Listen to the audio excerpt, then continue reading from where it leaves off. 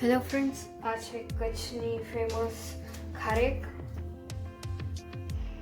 આમાંથી આપણે સ્વાદિષ્ટ એવો હલવો બનાવવા જઈ રહ્યા છીએ. એના માટે આપણે તેના ઠળિયાને અલગ કરી દઈશું. આશરે 250 ગ્રામ જેટલી ખારેકના અમે કટકા કરી લીધા છે અને આપણે મિક્સર જારમાં ટ્રાન્સફર કરીશું.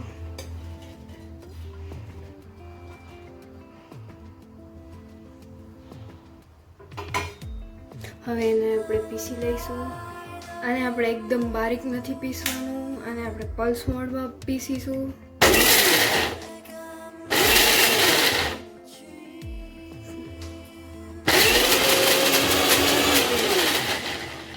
ધીરે ધીરે ચલાવતા જઈશું અને પીસશું.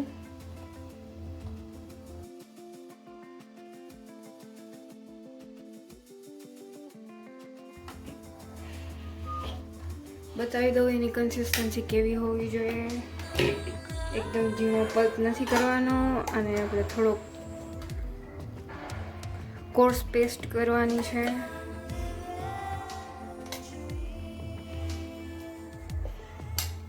હવે આપણે કઢાઈ લઈશું. કઢાઈમાં આપણે 2 ટેબલસ્પૂન જેટલું ઘી એડ કરીશું.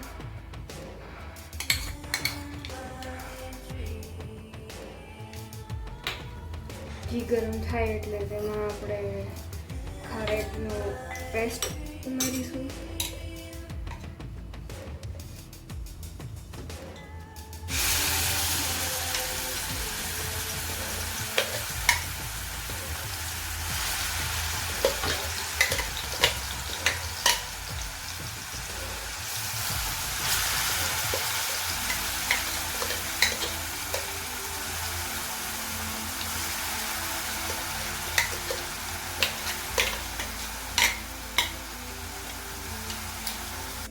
આ તૈયાર કરેલી પેસ્ટને ઘીમાં સારી રીતના 5 મિનિટ સુધી પકાવી લઈશું, લો ટુ મીડિયમ હીટ પર.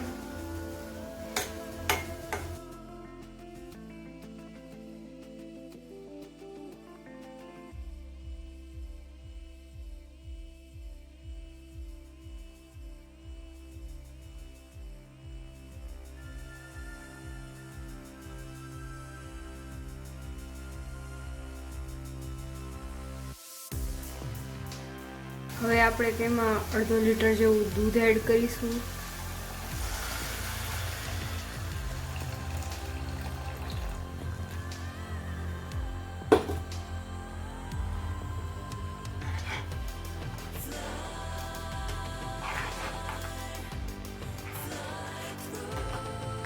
હવે આમાં એલચી અને જાયફળનો ભૂકો ઉમેરીશું.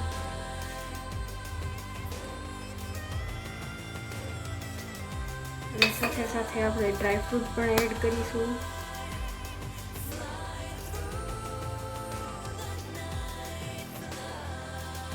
અને જ્યાં સુધી દૂધ ઘટ ના થાય ત્યાં સુધી આપણે તેને ચલાવતા રહીશું.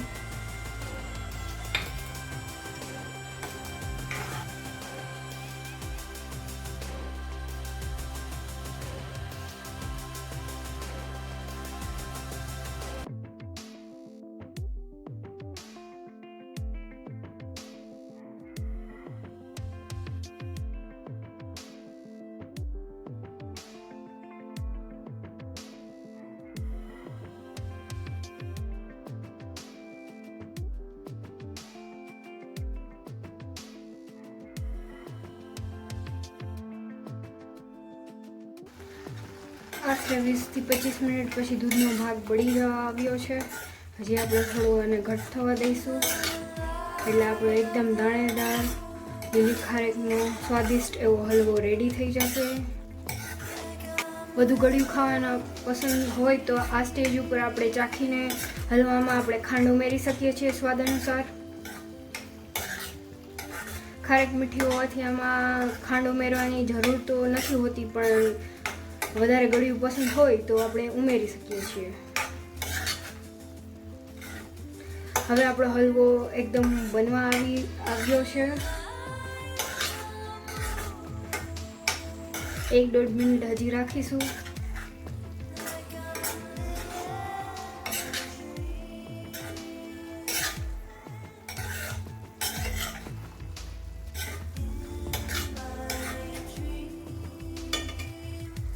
જોઈ શકો છો કે આપણો હલવો એકદમ બનીને રેડી થઈ ગયો છે.